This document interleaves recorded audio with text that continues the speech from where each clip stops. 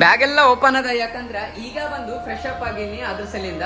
ನೋಡ್ರಿ, ನಾ 1500 ರೂಪಾಯಿ ಕೊಟ್ಟು ಈ ರೂಮ್ ಹಿಡ್ದೇನಲ್ಲ, ಅಂದ್ರೆ ಇವತ್ತು ಗುರುವಾರ, ಅದಕ್ಕೆ ಸ್ವಲ್ಪ ಕಾಸ್ಟ್ಲಿ ಇರ್ತದ.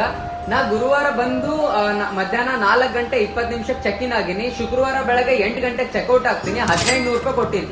ನೀವು 500 ರೂಪಾಯಿ ಒಳಗೆ ಮಂತ್ರಾಲಯಕ್ಕೆ ಬರೋದು ಆಯ್ತು, ಹೋಗೋದು ಆಯ್ತು, ಸ್ಟೇ ಮಾಡೋದು ಆಯ್ತು ಅಂದ್ರೆ ಹೆಂಗ್ ಮಾಡ್ಬೇಕು ಅಂತಂತ ಯೋಚನೆ ಮಾಡ್ಬೇಡ್ರಿ. ಕಮ್ಮಿ ದುಡ್ಡಿದ್ರು ಕೂಡ ಇಲ್ಲಿ ಬರ್ಬೋದು, ಸ್ಟೇ ಮಾಡ್ಬೋದು. ಇದಕ್ಕಿಂತ ದೊಡ್ಡದಾಗಿರೋಂಥ ರೂಮ್ ಹಿಡಿಬಹುದು. ಆದ್ರ ಏನಪ್ಪಾ ಅಂತಂದ್ರ 15 ದಿನ ಅಥವಾ 1 ತಿಂಗಳು ಮುಂಚೆನೆ ನೀವು ರೂಮ್ ಬುಕ್ ಮಾಡ್ಬೇಕು. ಮಂತ್ರಾಲಯದ ಮಠದ ಕಡೆಯಿಂದನೇ ರೂಮ್ ಸಿಗ್ತಾವ. ಬರೀ 200-300 ಎಲ್ಲ ರೂಮ್ ಸಿಗ್ತಾವ. ನಿಮಗ ಈಸಿಯಾಗಿ ಗೊತ್ತಾಗ್ಬೇಕಂದ್ರೆ ಇಲ್ಲೊಂದು ವಿಡಿಯೋ ಅದ ನೋಡ್ರಿ ಮಂತ್ರಾಲಯದು. ಈ ವಿಡಿಯೋ ನೋಡಿದ್ರು ಕೂಡ ನಿಮ್ಗೆ ಅರ್ಥ ಆಗ್ತದ. 500 ರೂಪಾಯಿ ಒಳಗೆ ಹೋಗೋದು ಬರೋದು ಹೆಂಗ್ ಮಾಡ್ಬೇಕು, ಇರೋದನ್ನು ಹೆಂಗ್ ಮಾಡ್ಬೇಕು ಅಂತೇಳಿ. ವಾಶ್ರೂಮ್ ಎಷ್ಟು ಕ್ಲೀನ್ ಕೊಟ್ಟಾರ ನೋಡ್ರಿ.